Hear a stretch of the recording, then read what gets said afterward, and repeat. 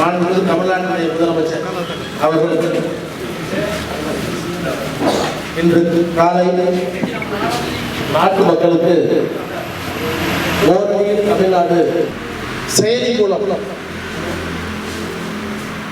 புதிதாக நவீனப்படுத்தப்பட்டிருக்கிற செயலி மூலம் சுயமரியாதை, நம்முடைய உரிமைகள் இவற்றையெல்லாம் காப்பதற்கும் இழந்தவற்றை மீட்பதற்கும் உண்டான முன்னெடுப்பாகும்.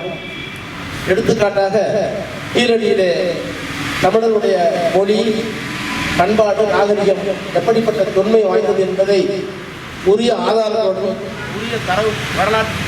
உரிய வரலாற்று தரவுகளுடன் நிறுவியதற்கு பிறகும் ஒன்றிய அரசால் அனுமதிக்கப்பட்ட அந்த அலுவலரே அந்த அறிக்கையை தந்ததற்கு பிறகும் வேண்டுமென்றே திராவிட நாகரிகத்தை, தமிழர்களுடைய மொழி பண்பாட்டு கூறுகளை, அதனுடைய தொன்மத்தை ஒப்புக்கொள்ள மனமில்லாத ஒன்றிய அரசு அதை நிராகரித்திருக்கிறது.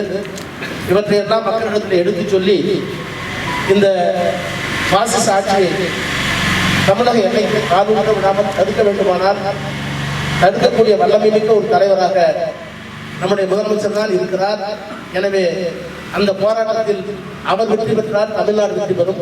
தமிழ்நாடு வெற்றி பெற வேண்டுமானால் அவரை நாம் பலப்படுத்த வேண்டும், அதிகாரப்படுத்த வேண்டும். அதற்காக எல்லா மனமாட்சிகளையும், அரசியல் மனமாட்சியம், சாதி மத பேதம் எல்லாவற்றையும் தள்ளிவிட்டு இப்போது நாம் தமிழர்கள், நம்முடைய நாடு தமிழ்நாடு, நமக்கென்று தொன்மையான நாகரிக பண்பாட்டு கூறுகள் இருக்கின்றன.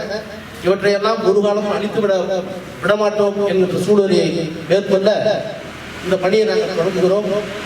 இதே பணிக்காக நாளைய தினம் தமிழகம் எங்கும் நீலகிரி உட்பட பொதுக்கூட்டங்கள், கழக நிர்வாகிகள், சட்டமன்ற நாடாளுமன்ற உறுப்பினர்கள், அமைச்சர் பெருமக்கள் கலந்து கொள்கின்ற அந்த கூட்டத்தை முதல்வருடைய வேண்டுகோளை ஏற்று, கட்டளையை ஏற்று நாளை தினம் நீலகிரியிலேயும் நடத்த இருக்கிறோம்.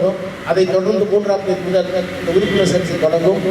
இது ஒரு அரசியல் கட்சிக்கான சேர்க்கை மட்டுமல்ல, அறுபூர்களை எல்லாம் மூலமாக நான் சொல்லிக்கொள்ள விரும்புவது நீலகிரி மாவட்ட மக்களுக்கு, இது ஏதோ ஒரு அரசியல் கட்சி திராவிட முன்னேற்ற கழகம் தன்னுடைய இயக்கத்திற்காக உறுப்பினர் சேர்க்கிறார்கள் என்று எண்ணாமல் நம்முடைய மொழி, இனம், மானம், சுயமரியாதை, உரிமை இவற்றையெல்லாம் காப்பாற்றுவதற்காக வேறுபாடுகளை தள்ளி வைத்துவிட்டு வரைந்து மிகப்பெரிய பாசிச ஆபத்தை தடுத்து நிறுத்த அந்த பாசிச ஆட்சிகளோடு துணை போகின்ற துரோகிகளையும் போலிகளையும் குறித்து கட்டி நம்முடைய சமுதாயத்தை, நாட்டை காப்பாற்ற எல்லோரும் இந்த ஓரணியில் வர வேண்டும் என்கின்ற முதலமைச்சருடைய வேண்டுகோளை ஏற்றுக்கொண்டு எங்களோடு வருமாறு உங்களை வணங்கி பணிவன்போடு கேட்டுக்கொள்கிறோம். நன்றி, வணக்கம்.